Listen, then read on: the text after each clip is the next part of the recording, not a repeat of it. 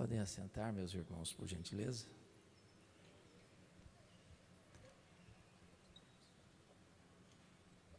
Quero agradecer o carinho do pastor, convite tão amável. É uma honra para mim, um privilégio estar aqui. Irmãos amados, eu quero partilhar com vocês o texto de Jó, capítulo 1. Peço a você que abra sua Bíblia comigo, livro de Jó, capítulo 1. Nós faremos inicialmente a leitura dos versos 6 a 12 e em seguida capítulo 2, de 1 a 6.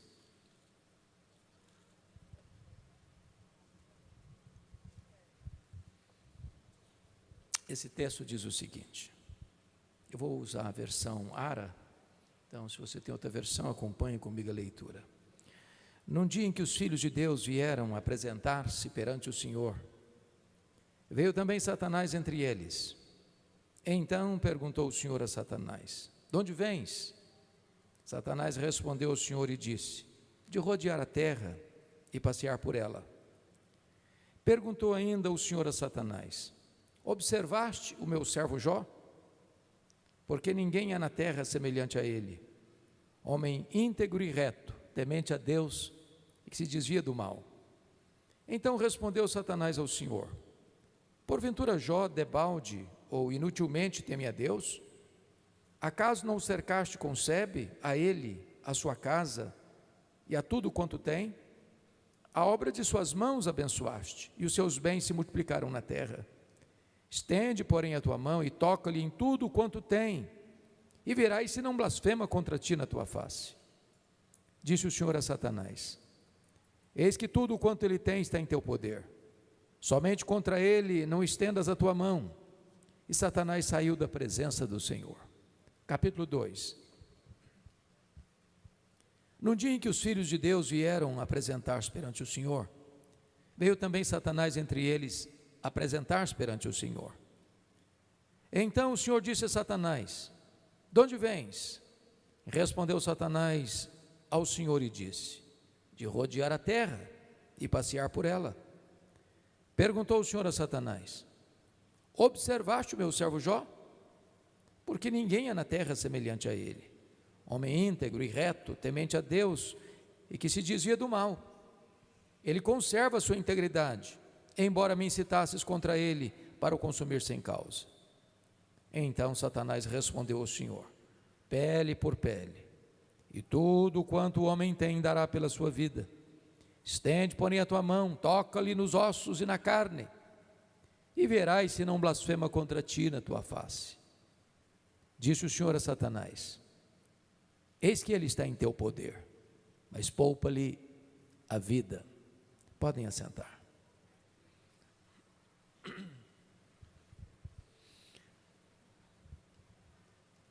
Este texto registra este episódio muito grato. Este episódio da reunião de Deus com seus filhos. E eu quero crer que aqui são os anjos. E eu quero crer que esta reunião aconteceu nas regiões celestes. E o texto nos informa que Satanás aparece por lá. E é curioso que quem dá o pontapé inicial na conversa é Deus, perguntando para ele assim: de onde vens?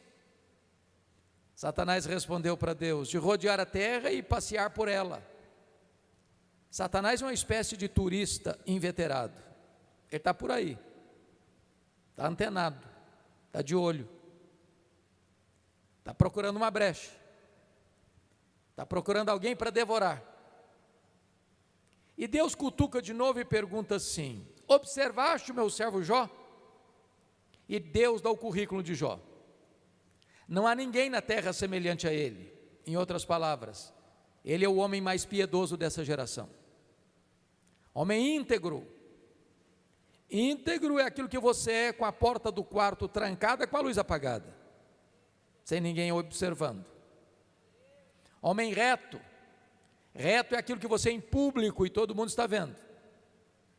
Homem temente a Deus, aquele que se desvia do mal. Homem deliberadamente santo.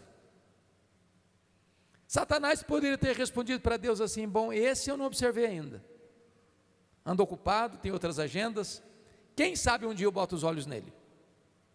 Mas não foi a resposta de Satanás. Satanás respondeu para Deus assim: também puderas, é muito fácil te adorar desse jeito, qualquer um te adora assim. Tu tens abençoado a vida dele, tu tens cercado a casa dele com uma grande sebe, uma grande cerca de proteção, tudo que esse homem bota a mão vira dinheiro, os bens dele prosperam na terra, desse jeito aí é muito fácil. Satanás com isso está insinuando duas coisas. Primeiro, ele está insinuando que Deus precisa subornar as pessoas com bênçãos para receber delas adoração. Satanás está insinuando que ninguém adora a Deus por quem Deus é, apenas por aquilo que Deus dá. Satanás está insinuando mais, que Jó não é sincero quando adora a Deus, que Jó descobriu que religião dá lucro, que é um grande negócio, que ele só serve a Deus por interesses, ele só serve a Deus por aquilo que Deus deu para ele.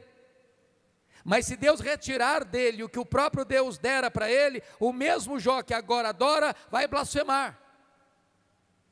E com isso, Satanás levanta duas teses. A tese de que ninguém ama mais a Deus do que o dinheiro. A tese de que ninguém ama mais a Deus do que a família. O que um homem tem? Um homem tem família. Um homem tem bens. E Satanás está dizendo para Deus: toca no que ele tem, e verás se não blasfema contra ti na tua face. Sem que Jó soubesse, Deus constitui Jó em seu advogado na terra, e coloca nas mãos de Jó a defesa da sua reputação, e diz para Satanás: pode tocar no que ele tem, só não podes tocar na sua vida. Em outras palavras, Satanás é um ser limitado e limitado por Deus. Ele só pode ir até onde Deus o permite ir, e nem 1 centímetro a mais. Nós servimos ao Deus que manda no céu, que manda na terra e manda no inferno.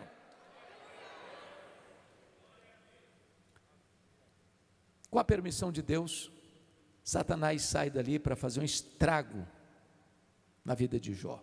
Confira comigo o capítulo 1, verso 3. Porque está escrito aí no final do verso 3, de maneira que este homem era o maior de todos os do Oriente. O que significa isso? Significa que Jó era o homem mais rico do Oriente. Ele era o homem mais rico da sua geração. E aqui uma nota de rodapé importante: não é pecado ser rico, porque Jó é o mais piedoso e ao mesmo tempo o mais rico. Então o problema não é ter dinheiro, o problema é o dinheiro nos ter. O problema não é possuir dinheiro, o problema é ser possuído pelo dinheiro. O problema não é guardar dinheiro no bolso ou no banco, o problema é entronizar dinheiro no coração. Mas vejam comigo que, embora Jó fosse o homem mais rico da sua geração, nos versos 15, 16 e 17 do capítulo 1, Satanás vai usar 3 elementos: os sabeus, o fogo e os caldeus, para levar Jó ao colapso financeiro. O homem mais rico quebra, vai à falência. A grande pergunta é: será que Jó blasfemaria contra Deus? Será que a tese de Satanás era verdadeira? Será que ninguém ama mais a Deus do que o dinheiro? A resposta está no versículo 21, confiram comigo. Quando Jó recebe a notícia de que ele está quebrado, está falido, ele diz assim: nu saí do ventre da minha mãe, nu eu voltarei. Sabe o que ele está dizendo? Eu não trouxe nada para este mundo, eu não levarei nada deste mundo, portanto o que eu granjeei entre o berço e a sepultura não é a razão da minha vida. E ele reprova a primeira tese de Satanás e prova que serve a Deus não por aquilo que Deus dá, mas por quem Deus é. Mas vejam vocês comigo no capítulo 1, versículo 2, que Jó tinha 7 filhos e 3 filhas. Quem tem mais de um filho aqui sabe de uma coisa: os filhos não são naturalmente unidos, sobretudo quando tem dinheiro. Dinheiro não tem liga, dinheiro divide. Mas Jó, à luz do capítulo 1, versículo 5, era um pai intercessor, um pai presente, um pai que se importava com a vida espiritual dos filhos, um pai que costurava a unidade, a comunhão dos filhos, um pai que velava pela vida espiritual dos filhos. E agora, à luz do capítulo 1, versículo de número 19, Jó recebe a mais amarga notícia da vida dele. Os filhos estavam celebrando na casa do primogênito, quando um vendaval açoita furiosamente a casa onde eles estavam, e a casa desaba, e os filhos morrem debaixo dos escombros daquela casa. Você já imaginou o que é um pai levar todos os seus filhos para o cemitério no mesmo dia? Você já imaginou como é que ele volta do cemitério? Como é que ele recomeça a vida? Como ele retoma a agenda? Como ele se ergue das cinzas e do luto? Será que Jó blasfemaria contra Deus? Será que a tese de Satanás era verdadeira? Ninguém ama mais a Deus do que a família? Pois a resposta está no versículo 20 e 21. Diz o texto que quando Jó recebe a notícia que seus filhos estavam mortos, ele se levantou, ele rasgou o seu manto, ele rapou a cabeça, ele lançou-se em terra, e ele adorou, e ele disse: o Senhor Deus deu, o Senhor Deus tomou, bendito seja o nome do Senhor. Ele reprova segundo a tese de Satanás, e ele prova que ele ama mais a Deus do que a família, e ele prova que ele adora a Deus, não por aquilo que Deus dá, mas por quem Deus é. Mas aí vem o capítulo 2, Deus está reunido com seus filhos, e eu quero crer que os anjos, e eu quero crer que nas regiões celestes, e diz a Bíblia que Satanás aparece por lá de novo, e quem cutuca outra vez é Deus, perguntando assim: de onde vens? Satanás respondeu: de rodear a terra e passear por ela. Sabe o que ele está dizendo? Não mudei minha agenda, estou fazendo o que eu sempre fiz, estou por aí, estou de olho, estou antenado, estou procurando uma brecha, estou procurando alguém para devorar. E Deus cutuca outra vez e pergunta assim: observaste o meu servo Jó? E Deus dá o currículo de Jó, de novo, sem alterar uma vírgula. Não há ninguém na terra semelhante a ele, homem íntegro, reto, temente a Deus, que se desvia do mal. Me incitasses contra ele para o destruir sem causa, mas ele permanece fiel. Sabe o que Deus está dizendo para Satanás? Satanás, suas teses são falsas, suas teses são mentirosas. Jó provou que me ama mais do que o dinheiro, Jó provou que me ama mais do que a família, Jó provou que me adora não por aquilo que eu dou para ele, mas por quem eu sou. Aí Satanás partiu para a terceira tese: pele por pele, e tudo que o homem tem dará pela sua vida. Toca-lhe na carne, toca-lhe nos ossos, e verás se não blasfema contra ti na tua face. Aí Satanás levanta a terceira tese, que é a seguinte: ninguém ama mais a Deus do que a si mesmo. Sem que Jó soubesse, mais uma vez Deus constitui Jó em seu advogado na terra, e coloca nas mãos de Jó a defesa da sua reputação, e diz para Satanás: pode tocar na sua carne, pode tocar nos seus ossos, só não podes tirar a sua vida. Em outras palavras, Satanás é um ser limitado e limitado por Deus. Ele só pode ir até onde Deus o permite ir, e nem um centímetro a mais. Nas palavras de Martinho Lutero, Satanás é um cachorro na coleira de Deus. Ele só pode ir até onde a coleira o permite ir, e nem um centímetro a mais. Com a permissão de Deus, Satanás sai dali e coloca uma enfermidade maligna em Jó. Diz a Bíblia que feridas brotam no seu corpo, da planta dos pés ao alto da cabeça. E este homem que já está falido, esse homem que agora está enlutado, agora está assolado por uma enfermidade maligna. Sua pele vai ficando necrosada. E diz a Bíblia que é preciso pegar um caco, talvez de telha, para raspar o seu corpo que está apodrecendo. Diz a Bíblia que outras bolhas de pus vão se formando e ele precisa morder aquelas bolhas de pus para tentar aliviar a sua dor.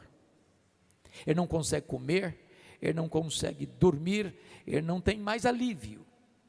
Ele vai ficando magro, magérrimo, macérrimo, de couro furado pelas costelas em ponta.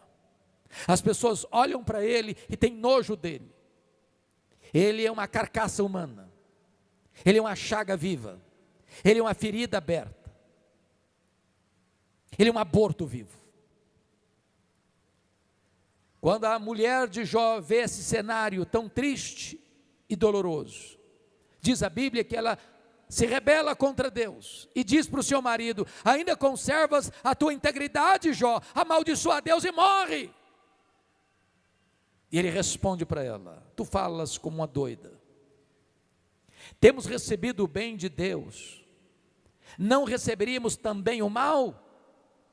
E no capítulo 2, versículo 10 está escrito que em tudo isso Jó não pecou contra Deus com os seus lábios, e então ele reprova a terceira tese de Satanás, e prova que ama mais a Deus do que a si mesmo, e prova que ele adora a Deus não por aquilo que Deus dá, mas por quem Deus é. Agora confira comigo o capítulo 2, versículo 11, porque vem os amigos de Jó, o Elifaz, o Bildade e o Zofar. Eles combinaram juntamente ir condoer-se de Jó e consolá-lo. Diz o verso 12 que eles levantaram de longe os olhos, mas não reconheceram Jó. Eles ergueram a voz e choraram, e cada um rasgou o seu manto e lançou pó ao ar sobre a cabeça. O verso 13 diz que eles sentaram com Jó na terra 7 dias e 7 noites, e nenhum deles dizia palavra alguma, pois viam que a dor de Jó era muito grande. A pergunta que eu faço a vocês nesta noite é: esses homens eram amigos de Jó? Eram amigos de Jó? A resposta categórica é esta: sim, esses homens eram amigos de Jó. Você já fez alguma visita assim para alguém? 7 dias, 7 noites, sentado na terra, só chorando, sem falar nada? Já recebeu alguma visita assim nas horas mais difíceis da sua vida? Qual o problema desses homens? O problema desses homens, meus irmãos, era uma teologia ruim. O problema desses homens é que eles começaram a confabular, a filosofar e a desenvolver uma espécie de lógica cartesiana, causa e efeito. E eles começaram a pensar o seguinte: ninguém sofre sem causa. Para Jó estar sofrendo, ele deve ter feito coisa errada. Mas para estar sofrendo muito, ele deve ter feito muita coisa errada. Mas eles não só pensaram, eles falaram, mas não só falaram para Jó. E assacaram contra Jó os mais pesados libelos acusatórios. Chamaram Jó de ladrão, chamaram Jó de adúltero, chamaram Jó de louco, agravaram o luto de Jó dizendo o seguinte: Deus matou seus filhos porque você é louco. Chamaram Jó de corrupto, dizendo que só ficou rico porque roubou dos órfãos e das viúvas. Eles massacraram Jó, eles jogaram as suas setas venenosas contra Jó, eles passaram Jó debaixo de um rolo compressor e massacraram Jó. O que Jó fez? O que você e eu faríamos? Jó se defendeu, Jó se queixou, Jó lançou aos céus 16 vezes a mesma pergunta: por que, meu Deus? Por que eu estou sofrendo? Por que a minha dor não cessa? Por que eu não morri no ventre da minha mãe? Por que eu não morri ao nascer? Por que os seios da minha mãe não estavam murchos de leite para eu morrer de fome? Por que o Senhor não me mata de uma vez? Jó levantou aos céus 34 queixas contra Deus. Ele espremeu não só o pus das feridas do corpo, mas ele espremeu o pus das feridas da alma. E sabe qual foi a resposta de Deus para Jó? O total silêncio. Nenhuma palavra, nenhuma resposta, nenhuma explicação, nenhuma luz no fim do túnel. E eu posso lhes garantir, irmãos, que pior do que sofrer é sofrer sem explicação. Há momentos em que o silêncio de Deus grita mais alto nos ouvidos da nossa alma que o barulho mais ruidoso das circunstâncias mais adversas. Se vocês estão acompanhando o meu raciocínio, vocês estão percebendo que Jó está sofrendo um golpe profundo e doloroso nas 5 áreas mais importantes da vida. Primeira área financeira. Ô gente, quem sempre viveu numa magrela, quando passa mais um aperto, já está acostumado. Mas quem está no topo da pirâmide, vivendo uma vida de luxo e fausto e riqueza, quando quebra, há uma espécie de terremoto emocional na alma. Tem muita gente que por menos do que isso dá um tiro na cabeça. A segunda área que Jó está sofrendo, irmãos, é o problema da enfermidade. A enfermidade coloca o homem no seu devido lugar. Ninguém fica com o nariz empinado e peito estufado numa cama de hospital ou num leito de CTI. Essa pandemia provou isso. Morreu o mais rico e o mais pobre. Morreu o empresário e o empregado. Morreu o governante e o governado. Morreu o doutor e o analfabeto. Morreu o cientista e o leigo. Morreu o crente e o ateu. Ninguém consegue manter soberba quando está doente.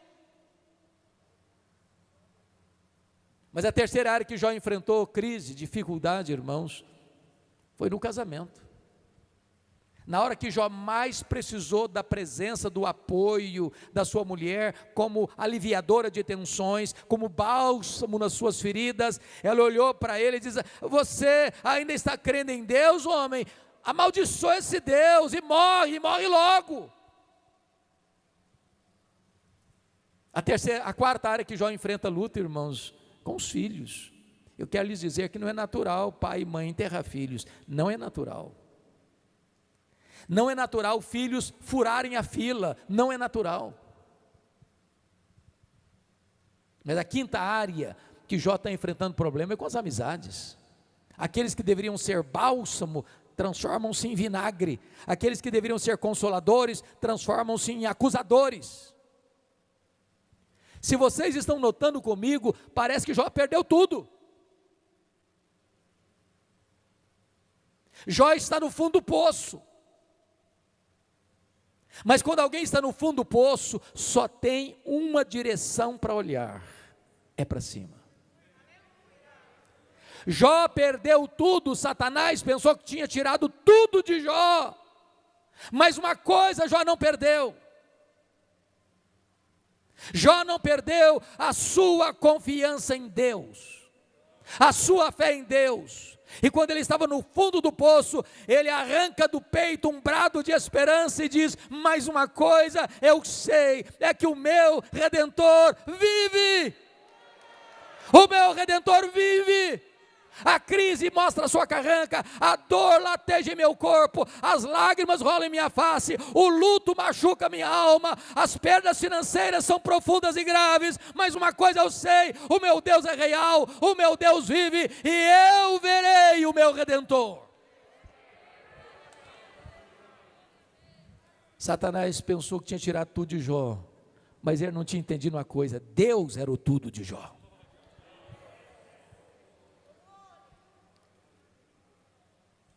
Quando Jó abre o seu coração para expressar a sua confiança em Deus, no vale da dor, Deus rompe o silêncio e começa a falar com Jó.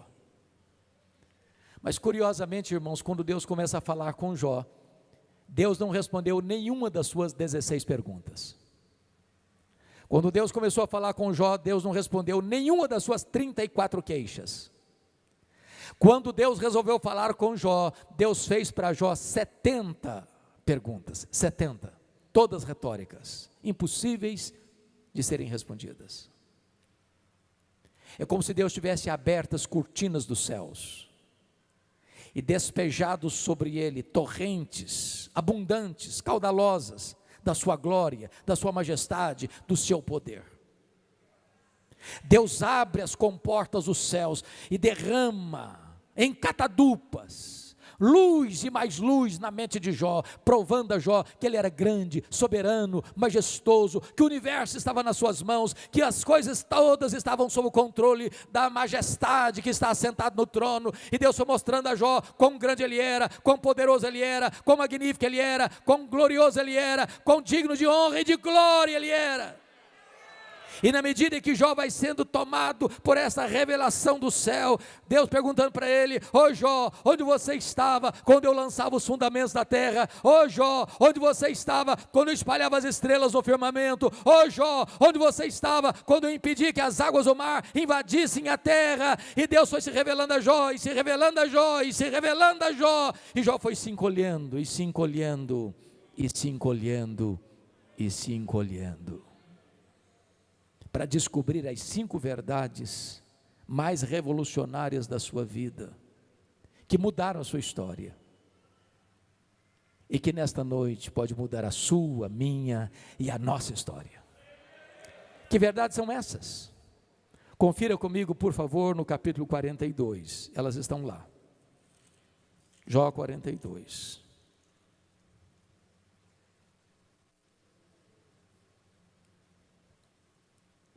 A primeira verdade que Jó descobriu, irmãos, está aí no verso 1 e 2. Então Jó respondeu ao Senhor: bem sei que tudo podes.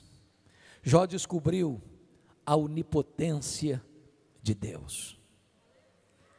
Irmãos, permita-me dizer a vocês o seguinte: todos nós temos impossibilidades intransponíveis. Eu gosto muito de ler, procuro visitar as livrarias quase toda semana para saber o que tem de novo. E vocês sabem que os livros mais publicados e distribuídos no Brasil e no mundo são os livros de autoajuda. E os livros que ensinam você a ficar rico rápido. Eu acho que eu não estou sabendo ler direito esses livros. Esses livros dizem assim para você: você é forte, você tem a força, você é um gigante, há poder nas suas palavras. Sabe o que a Bíblia diz? Exatamente o contrário. A Bíblia diz que você e eu somos fracos. A Bíblia diz que Deus conhece a nossa estrutura e sabe que somos pó. Nós temos muitas fraquezas. Por exemplo, nós temos fraquezas físicas. Ô gente, querendo ou não, gostando ou não, o tempo vai esculpindo algumas rugas na nossa face indisfarçáveis. As mulheres são mais inteligentes do que os homens, claro. E elas driblam melhor isso com um bom cosmético. Daqui a pouco uma boa cirurgia plástica ajuda muito. Mas chega uma hora que ainda que Pitangui ressuscitasse dentre os mortos, não teria mais jeito. É verdade. As pernas ficam bambas, os joelhos trôpegos, as mãos descaídas, os olhos embaçados. E diz os entendidos que cada fio de cabelo branco que brota na nossa cabeça é a morte nos chamando para um duelo. E eu acho até um exército acampado ao meu redor.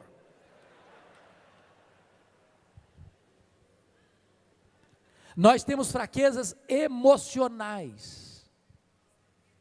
Ô irmãos, a maioria de nós, se não todos nós, nas noites mais escuras da vida, gemendo e chorando, nas madrugadas insones, dizendo para Deus: Deus, eu não aguento mais, eu não aguento mais. Temos fraquezas emocionais, mas nós temos fraquezas morais. Quantos de nós, com dor na alma, com lágrimas nos olhos, já não prometemos para Deus: Deus, eu não quero mais pecar desse jeito, eu não quero mais cometer esse erro, eu não quero mais, Senhor, cair nesse pecado, não quero mais. E daqui a pouco, você se flagra repetindo o mesmo erro.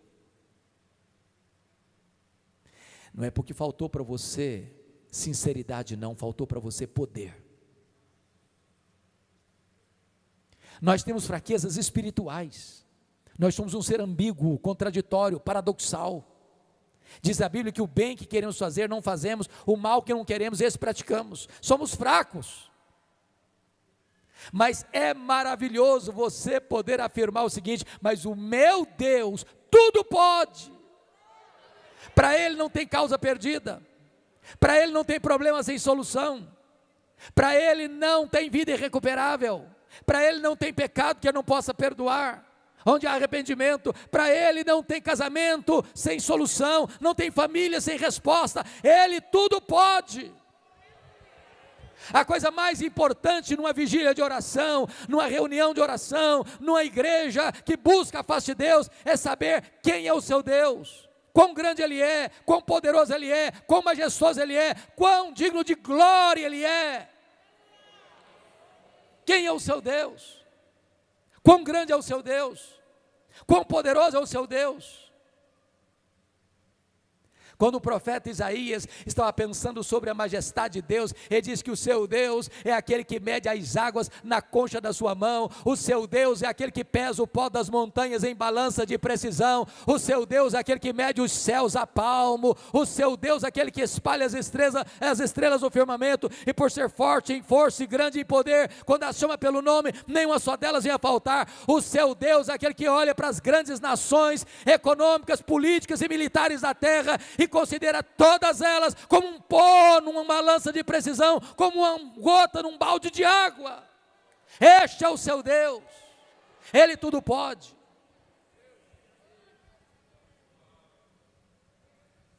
Me permita ilustrar isso. Um pai caminhava com seu menino de 4 anos pela rua, e acho que todos vocês concordam comigo que toda criança, acho que fez um curso de pós-doutorado em perguntas difíceis. Eu não conheço ninguém que faz pergunta mais complicada do que criança. E o menino voltou-se para o pai e perguntou assim: papai, qual é o tamanho de Deus? O pai ficou em silêncio, porque não tinha uma resposta pronta para um menino de 4 anos. Ficou em silêncio, continuou caminhando. Daqui a pouco, ele escuta os roncos das turbinas de um avião supersônico lá nas alturas excelsas, e disse assim para o filho: filho, olha para cima, está vendo aquele avião? O menino olhou e disse: estou vendo, papai. Qual o tamanho daquele avião, filho? O menino respondeu: ah, papai, muito pequeno, estava muito longe. O pai pegou o menino pelo braço, levou no aeroporto. Havia um jumbão de mais de 400 passageiros estacionados. O pai chegou bem perto e perguntou assim: está vendo esse avião, filho? Estou vendo, papai. Qual é o tamanho desse avião, filho? Esse é grande, esse é muito grande, papai. Aí o pai disse para o menino assim: pois bem, filho, Deus é do mesmo jeito. Quando você está longe de Deus, meu filho, Deus parece pequeno para você. Aí os seus problemas ficam enormes. Mas quando você está perto de Deus, meu filho, Deus é grande para você. Aí os seus problemas ficam pequenos. Agora eu sei que tudo podes. A segunda verdade que mudou a história de Jó, irmãos, está aí no versículo 2, na parte B, quando Jó diz assim: e nenhum dos teus planos pode ser frustrado. Jó reconheceu a soberania dos propósitos de Deus. Irmãos, esta é uma verdade muito consoladora. Sabe por quê? Deus não precisa atualizar os seus planos. Deus não usa rascunho. Deus não precisa fazer um upgrade nos seus planos. Deus não é pego de surpresa. Deus não fica em apuros. Deus não está lá no céu esfregando as mãos sem saber o que fazer nessa pandemia. Você e eu não cremos em acaso. Você e eu não cremos em sorte. Você e eu não cremos em azar. Você e eu não cremos em determinismo cego. Você e eu não cremos em misticismo. Você e eu não cremos em praga rogada em crente. Você e eu não cremos em olho gordo. Você e eu cremos que a mão de Deus dirige o nosso destino.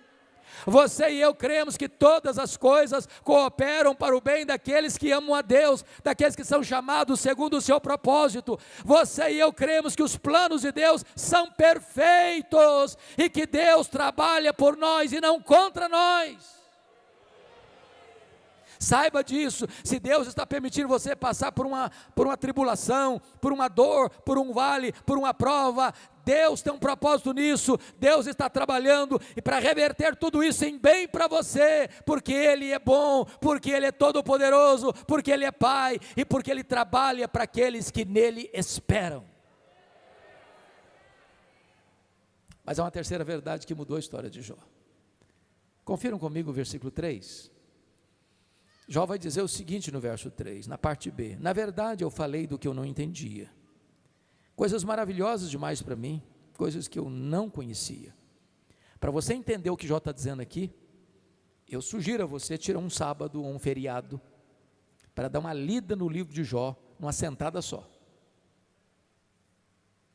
Porque tem muita gente que pensa que Jó sofreu como um estoico, sentou num canto, se calou, trincou os dentes e aguentou calado.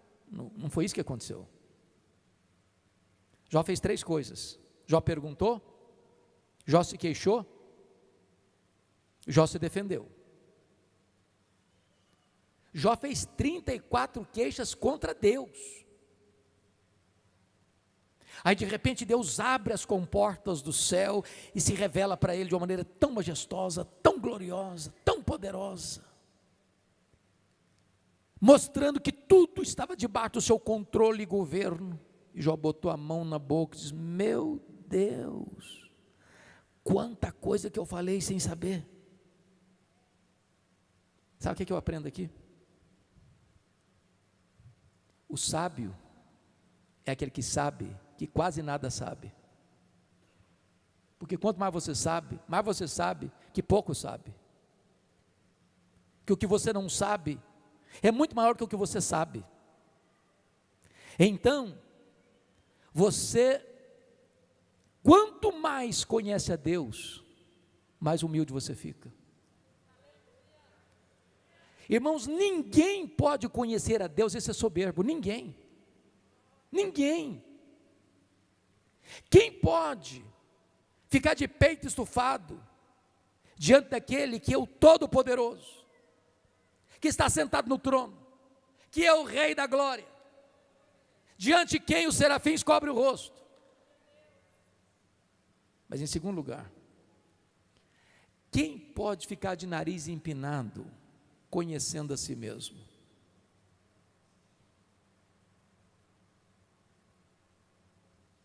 Tem hora que você não fica escandalizado com você, não?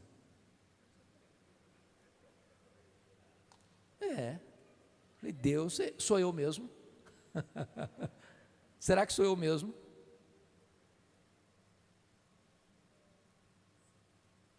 Então preste atenção numa coisa.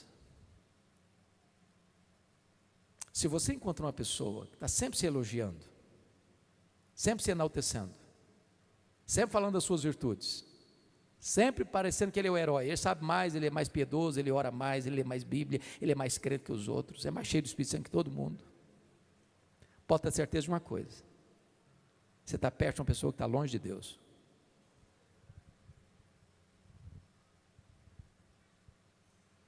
Deixa eu ilustrar isso. Eu fui criado na região rural, pastor, mas naquela agricultura assim, quase artesanal,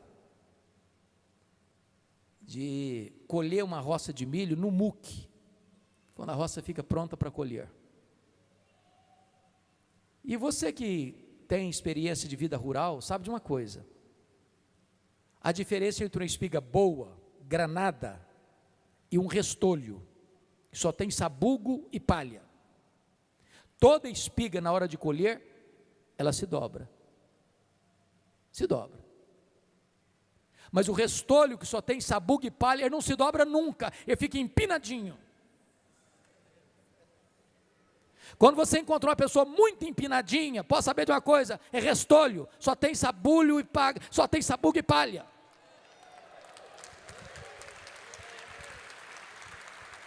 Quem faz barulho é lata vazia.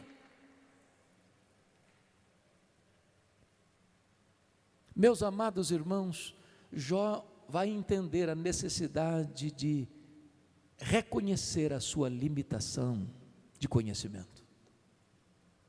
Quanto mais você estuda, mais você é consciente de que sabe pouco.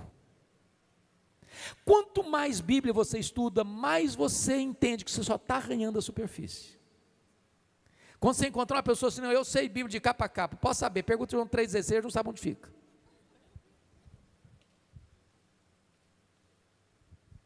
Quarta coisa que mudou a história de Jó. Olha comigo, por favor, versículo 5. Eu te conhecia só de ouvir, mas agora os meus olhos te veem. Jó reconheceu o seu limitado conhecimento de Deus. E eu confesso, queridos pastores, que eu entro em crise com o versículo 5. Sabe por que eu entro em crise? Parece que esse versículo não combina com Jó 1,8. O que está escrito em Jó 1,8? Deus disse sobre Jó assim: não tem ninguém na terra semelhante a ele, homem íntegro, reto, temente a Deus, que se desvia do mal. Bom, isso aqui não é uma opinião de um amigo bajulador, rasgador de seda. Quem está falando isso é Deus. E Deus não tem uma opinião a nosso respeito, Deus tem um diagnóstico. Agora, como é que esse homem, que o próprio Deus disse que era o homem mais piedoso da sua geração, pode me vir com uma declaração dessa? Eu te conheci só de ouvir, agora que os meus olhos te veem. Não parece contraditório? Como entender isso? Para explicar, me permita uma pergunta. Você conhece a Deus? Conhece? Quanto você conhece a Deus? Quanto? Quanto? Me permita explicar. Um homem nunca tinha visto o mar.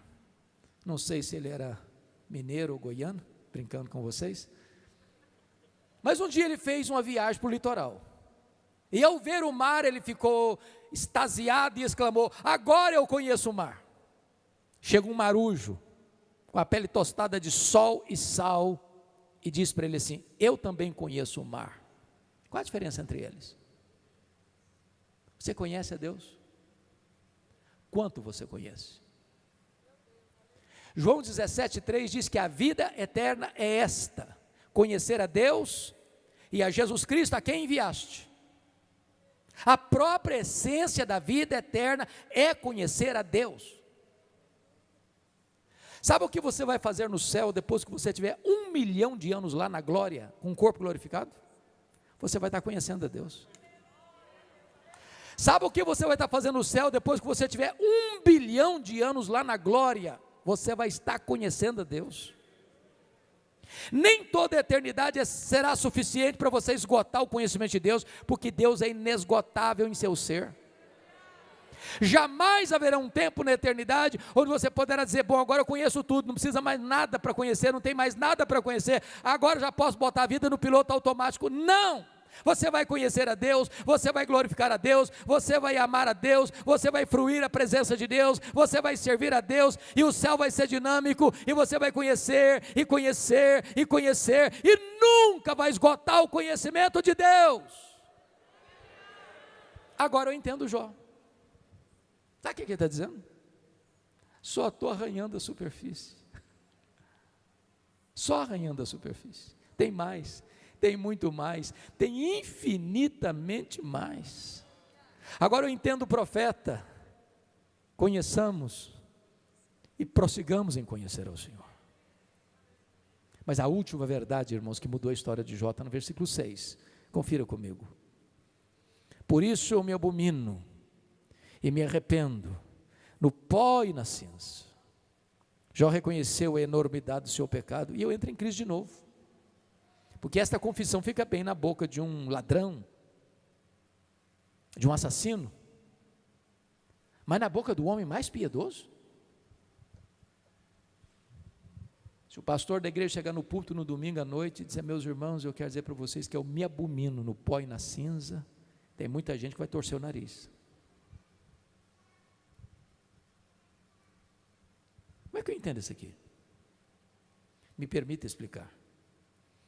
As pessoas que mais sofrem, mais choram e mais se entristecem pelos seus pecados, não são as pessoas que mais pecam, são as pessoas que mais perto de Deus andam. Quem está longe de Deus nem consciência de pecado tem, fazem as maiores loucuras e sentem orgulho disso. Vivem no reino das trevas, vivem na casa do valente, na potestade de Satanás, são escravas do pecado, da carne, do mundo, do diabo.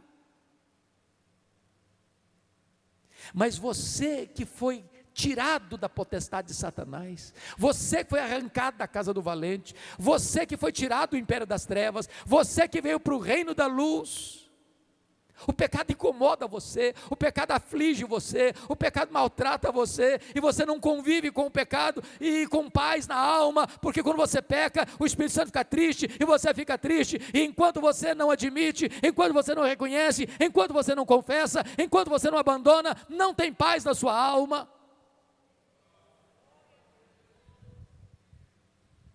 Então preste atenção de novo. Se você encontrar uma pessoa que parece ser santarrona demais, fica tocando trombeta demais sobre as suas virtudes, pode ter certeza de uma coisa: você está perto de uma pessoa que está longe de Deus, porque ninguém pode estar na presença daquele que é santo, santo, santo, sem dizer como Isaías: ai de mim, Senhor. Ou dizer como Jó: eu me abomino, Senhor, no pó e na cinza. Ou sem dizer como Pedro: afasta-te de mim, Senhor, eu sou um pecador. Mas, amados, eu gostaria de levá-los para o versículo 10, porque o versículo 10 é a chave da virada, é a chave hermenêutica de todo o livro de Jó, porque está escrito aí: restaurou o Senhor a sorte de Jó quando este orava pelos seus amigos. A grande pergunta é: por que Deus restaurou Jó quando ele orava pelos seus amigos? Então me permita uma pergunta de novo. Vocês aqui, pastores, líderes, já chegaram naquela fase espiritual que ninguém mais fala mal de vocês? Já chegaram nessa fase? Ainda não chegaram? O que você sente quando alguém fala mal de você? Você fica feliz? O que vocês acham que Jó sentiu quando os seus amigos disseram assim para ele: você é um ladrão, Jó, você é um adúltero, Jó, você é louco, Jó, Deus matou seus filhos, a culpa é sua, você é louco, você roubou, Jó, dos órfãos, das viúvas. O que vocês acham que Jó fez? Ele ficou feliz? Não. O que ele fez? Ele se defendeu, ele se defendeu, ele se defendeu. E quem se defende, sabe o que tem às vezes no coração? Dor, autojustiça, mágoa. Sabe o que Deus está falando para Jó? Meu filho, você quer ser restaurado? Saia dessa arena da autodefesa e entre na brecha da intercessão. Comece a orar por esses homens, comece a orar por eles, ore por eles, ore por eles. Eles estão criticando você, ore por eles. Eles estão acusando você, ore por eles. Eles estão assacando contra você pesados libelos acusatórios, ore por eles, ore por eles, ore por eles. Sabe por quê? Você não consegue orar por alguém e ter mágoa desse alguém ao mesmo tempo. Quando ele orava pelos seus amigos, Deus restaurou a sorte de Jó e lhe devolveu tudo em dobro. Chama a atenção dos irmãos que estas 5 áreas que Satanás tentou destruir na vida de Jó, Deus restaurou as 5 áreas. Primeira área que Deus restaurou foi a saúde de Jó. Confira o versículo 16 comigo. Jó teve dali para frente mais 140 anos. Eu acho que não ficou nem cicatriz, nem sequela. Ele viu os filhos dos filhos até a 4ª geração. Eu quero dizer para vocês nesta noite, irmãos, que Deus está aqui, e Ele é o Deus que cura. A última palavra não é da ciência, a última palavra não é da medicina, a última palavra é do Deus vivo. Ele pode e Ele cura. A segunda área que Deus restaurou, irmãos, foi a área financeira. Olha o versículo 10, Deus devolveu tudo em dobro. Olha o versículo 12, se você comparar 1:3 com 42:12, você chegará à conclusão que Deus devolveu literalmente tudo em dobro. Eu quero dizer para vocês que o Deus da restituição está aqui nesta noite. Você que perdeu o seu emprego, você que fechou a sua loja, você que fechou o seu comércio, você que perdeu na sua empresa, Deus é poderoso para restituir em dobro aquilo que você perdeu.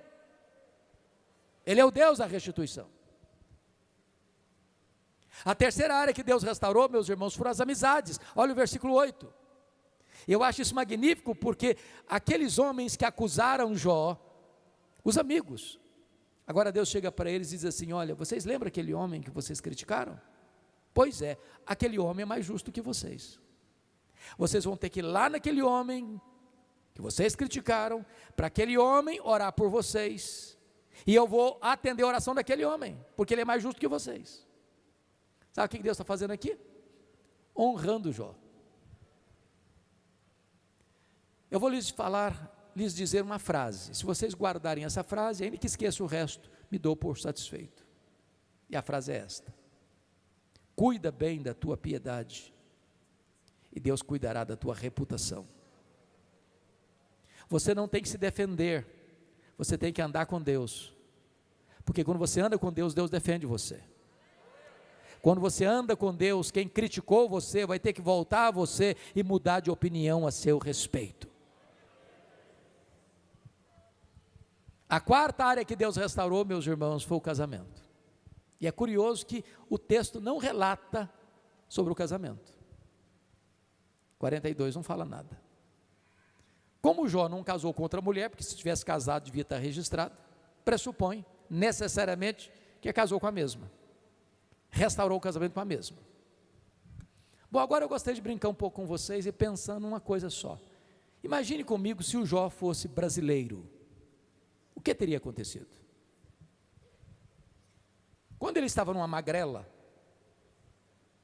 a mulher dele disse assim: morre, homem, morre. Agora o Jó está curado, no topo da pirâmide. O que vocês acham que ele falaria para ela? Morre, mulher, morre. A fila andou, minha filha, a fila andou, estou noutra agora. Mas não foi isso que aconteceu, não. Sabe por quê?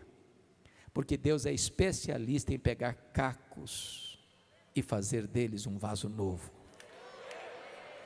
Deus é poderoso para pegar um casamento machucado, ferido, decepcionado e restaurá-lo por completo.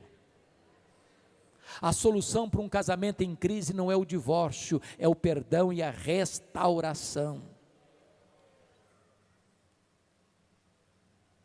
Tempo atrás, uma mulher me procurou para me fazer um comunicado.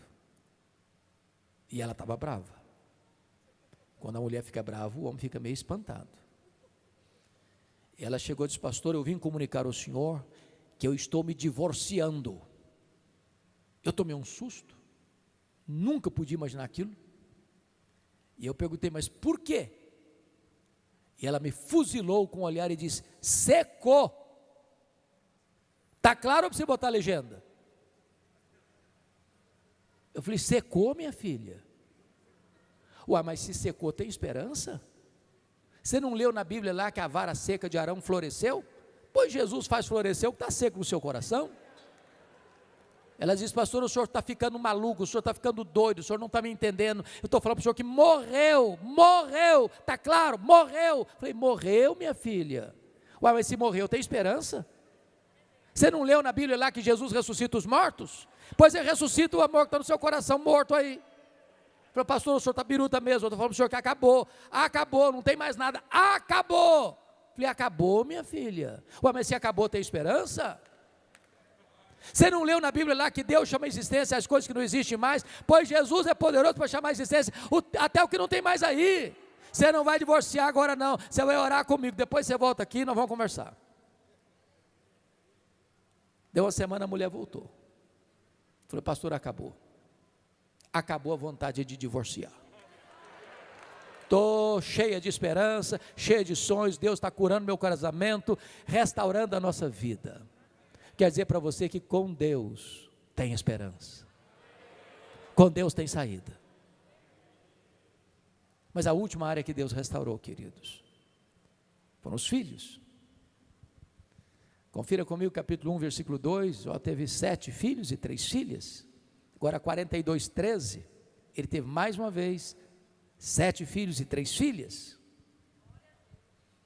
Mas alguém pode perguntar: bom, mas não era tudo em dobro? Se ele tinha 10 antes, quanto devia ter agora? 20. Então não foi tudo em dobro. Mas me permita explicar algo muito importante aqui. Às vezes nós usamos como crentes terminologias que não devíamos usar. Por exemplo, nessa pandemia, é muito comum você escutar gente falando assim, gente crente: ah, perdi meu pai, ah, perdi minha mãe, ah, perdi meu tio, perdi meu avô, perdi meu filho, perdi minha filha. Me permita dizer isso. Você perde algo ou alguém quando você não sabe onde está este algo, quando você não sabe onde está este alguém. Como aquele pai que voltava do cemitério, depois de enterrar seu filho único, e um amigo foi lhe dar um abraço, e disse: meus pêsames, eu soube que o senhor perdeu o seu filho. Aquele pai em lágrimas disse: não, eu não perdi meu filho, eu sei onde está meu filho está no céu. Eu sei com quem está meu filho está com Jesus, eu não perdi o meu filho.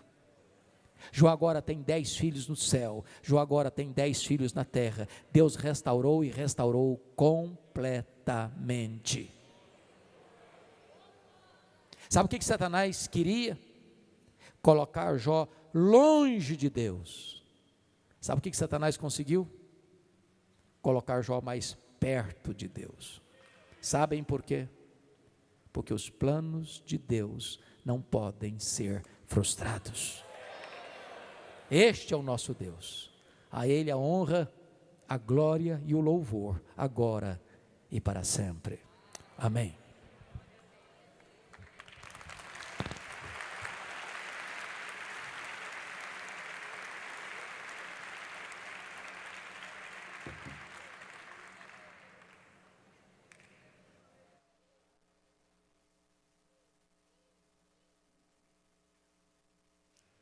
Paz do Senhor, meus irmãos.